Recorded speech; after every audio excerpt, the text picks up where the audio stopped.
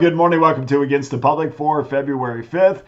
We have another strong card lined up for you on Wednesday. Before we get to that, before we get to your free play, let's update everyone on our all access numbers.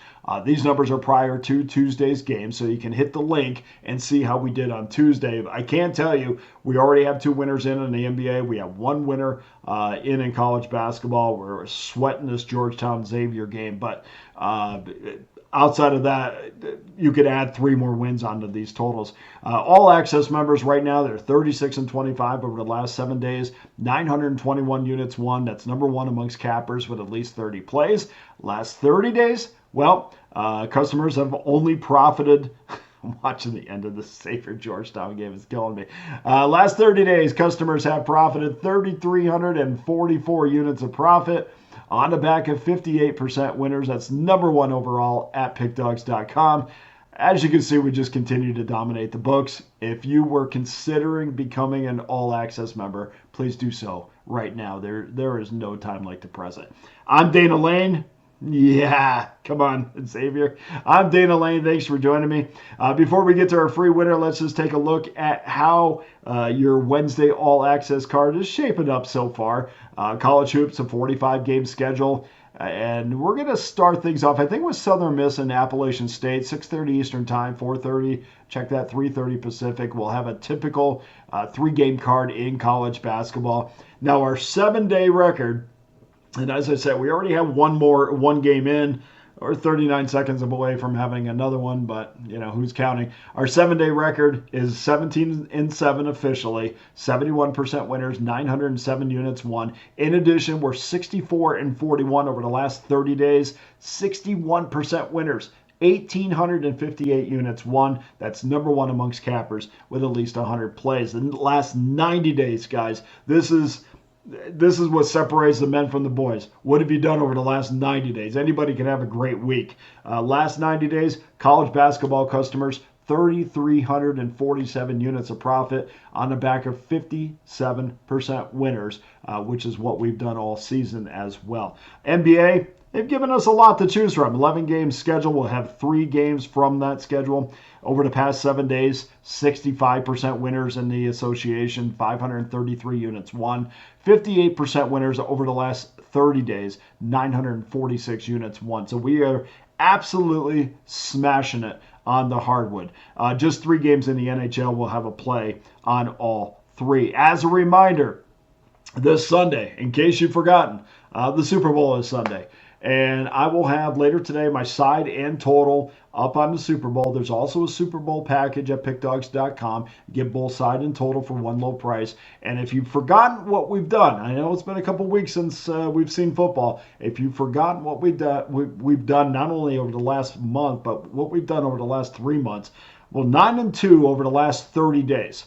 That's good for number one overall at pickdawgz.com. 55 and 39, 59% winners over the last 90 days, plus 1,205 units. That's number one at pickdawgz.com.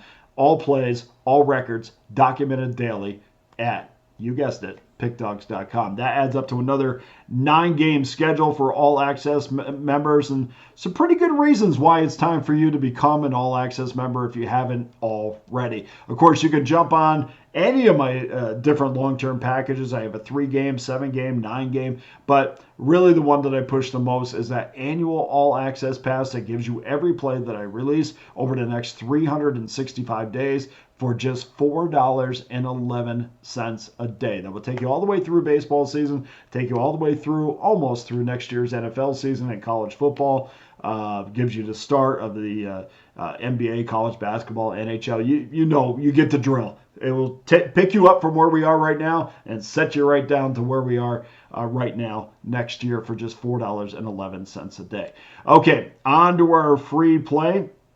Let's head to rotation number 675, 676, where Oregon Ducks head to Ann Arbor to take on the Michigan Wolverines in the Big Ten matchup. It's kind of tough to say. Big Ten matchup, Michigan has been bet up to 7.5 after opening up at 6.5. Total's been bet down to 154.5 after opening as high as 155 at 5.5. can't see anything other than that. But 155.5, it's now at 154.5. Oregon 16-6 straight up, 9-13 ATS, 12-10 to the over. Ducks are coming off that home loss to Nebraska, and we all remember that because we had Nebraska plus the points. We didn't need the points. We got the W straight up as a 7-point underdog. Oregon has now lost 3 straight and 4 of 5 overall. More importantly, Oregon has failed to cover 6 straight games and 8 of their last 9. 3 of their last 4 have cashed over tickets. Michigan 16-5 straight up, 11-10 ATS, 12-9 to the over. Wolverines have won 8 of their last 10, and they went on that run after they lost to Oklahoma and Arkansas back to back on a neutral court, and then right after that, on an 8 out of 10 run. To get them right back into the national picture. They're coming off that 3-point win against Rutgers, a game that they won, but they failed to cover a 6.5-point spread, and they've now failed to cover 5 straight games after a 5-game spread win streak. So you can say they're consistently inconsistent or very consistent or however you want to look at that, but they have failed to cover 5 straight games, which is a good thing, and we'll talk about that in a second. The Ducks, well, this isn't really good news for them. This situation, this scenario, we're going to Ann Arbor for this game. This is a bad time for them. They are not only going to Ann Arbor, but they're also going to play Michigan State after dropping those 2 road games, after starting the season off great on the road, and now they're getting into the meat of the schedule and they're getting beat up a little bit. Now when they play Michigan and Michigan State, well, now they're playing 2 teams that haven't lost all season at home. I think they're a combined 21-0 at home. That's going to be extremely tough. I think if they can get out of these 2 with a split, I think they'll be very happy, but it's also very likely they're going to continue that losing streak. This is somewhat of a triple revenge spot for the Wolverines. They've dropped 3 straight games to the Ducks. That dates back to 2017. I'm not one of these guys that will come on and say, hey, since 1988, this is what's happened. Well, 1988 has nothing to do with 2025, but there is a somewhat relevant result. In 2023, Oregon got by the Wolverines by 3 points in overtime on their home court. And there isn't, at this point, and I've watched a lot of Oregon basketball, there really isn't a lot to like about Danny Altman's team.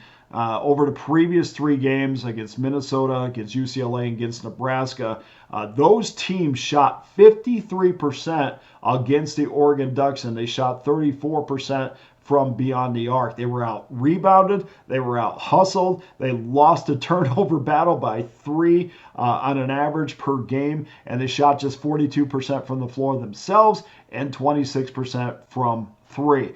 And I was watching Altman's press conference the other day, and I think he absolutely nailed it. They were being too finesse. They failed to get a body on a body for the most part. Too many times in these losses, I could sit there and watch this team and go, you just were not physical enough. And that's going to be a real problem heading into this next 2-game stretch. For Michigan, well, they beat Rutgers, but the turnovers continue to be an issue. 17 against the Scarlet Knights. But for me, this is not bad news. I would rather have my money on a team with something to prove. They're winning games, but they still are not winning impressively, and they're still not getting back to Michigan basketball where they want to be, despite the W's are piling up. But they should have beaten Rutgers by 8 to 10 points. They didn't do that. They struggled in that game, and they continue to be just a little bit sloppy. And I know that they try to clean this up. I've heard them talk about it. Guys that cover the team, they say, look, they practice this stuff. They practice trying to clean up their sloppiness. It's not translating to the court, but they have something to prove, and they're not coming in overconfident despite the win streak, and that's something I really like. A team that's winning but has something to prove. I think defensively they did a fantastic job the other day on Ace Bailey, who was coming off that 37-point game against Northwestern. He finished 10 points below his season average, which if you're going to take what they did, and if you watch that game and how they managed to contain Ace Bailey, and they did it by being physical with him and throwing bodies at him, and I get it. Outside of Ace Bailey, it's really hard to you'd be hard pressed to find anybody on the Rutgers team that you could lean on for any length of time. I get that, but they were very physical with him. And Rutgers shot just 28% from three, and they just couldn't stay up with Michigan. And in fact, if Michigan wasn't as sloppy as they were, this game would have been a 10 to 15 point game. But they did to Bailey what the Ducks didn't do to Bryce Williams, and I think if that continues in this game, that's going to be a massive problem for the Oregon Ducks. I think Danny Wolf is going to go off, and I think the Wolverines win and cover this game. So your free play is Michigan minus 7.5. Now shop for that number a little bit. There are some sevens out there and a few books, but see if you can get a little bit better of a number. But I think Michigan wins this game by double digits. So, we're just kind of trying to get the best number at this point. Go to pickdawgz.com, guys. Every individual play, every discounted long-term pass is locked and loaded, including my annual all-access pass for just $4.11 a day. I can't thank you enough for joining me for Against the Public. I'm Dana Lane. All the best to you and your wagers on Wednesday.